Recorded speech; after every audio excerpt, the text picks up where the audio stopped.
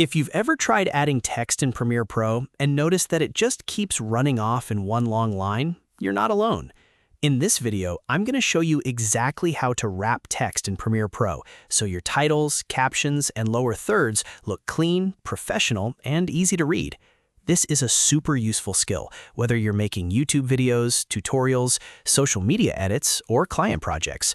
And if this tutorial helps you out, make sure to hit the like button and subscribe for more Premiere Pro tips, editing tricks, and beginner-friendly guides. All right, let's jump in. First, open your project in Premiere Pro and go to the sequence where you want to add text. To create text that wraps properly, you need to use paragraph text instead of just clicking once and typing a single line. So select the Type tool, which you can do by pressing T on your keyboard. Once the Type tool is active, move your cursor over the program monitor. Now here's the important part. Instead of just clicking once, click and drag on the program monitor to draw a text boundary box. This box tells Premiere Pro where your text should stay. The width of this box controls where the line breaks happen, which is what makes the text wrap automatically. Think of it like creating a container for your text. After you've dragged out the box, go ahead and paste or type your text inside it. As soon as the text reaches the edge of that box, Premiere Pro will automatically move it down to the next line.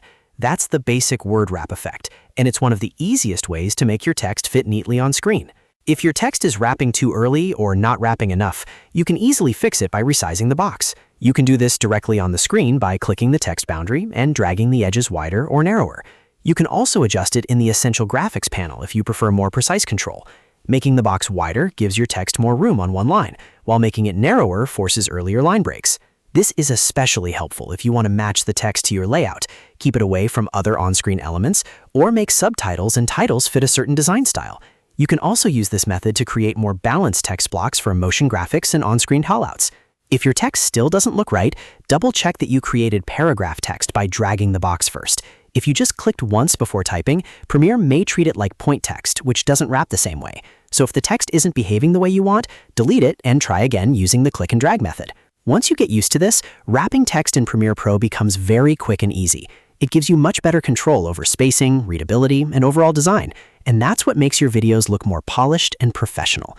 If this video helped you, please give it a like and subscribe to the channel for more Premiere Pro tips. And if you want more editing guides like this, check out the next video on the screen. Thanks for watching, and I'll see you in the next one.